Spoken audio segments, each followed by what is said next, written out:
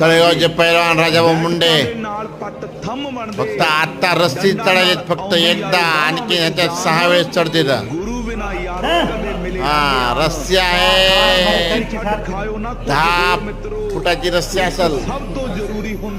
हे असं 5-6 वेळेस चढल्यानंतर बघा, आता तुम्हीच फुटाचा हिशोब लावायचा आहे आणि मग सांगायचे महर्षी दयानंद व्यायामशाळेचे पट्टे, तळेगावचे पैलवान राजाभाऊ मुंडे खरंच पैलवान आहेत का नाही. बघा 2 लेकराचे बाप आहेत, वाटत सुद्धा नाही.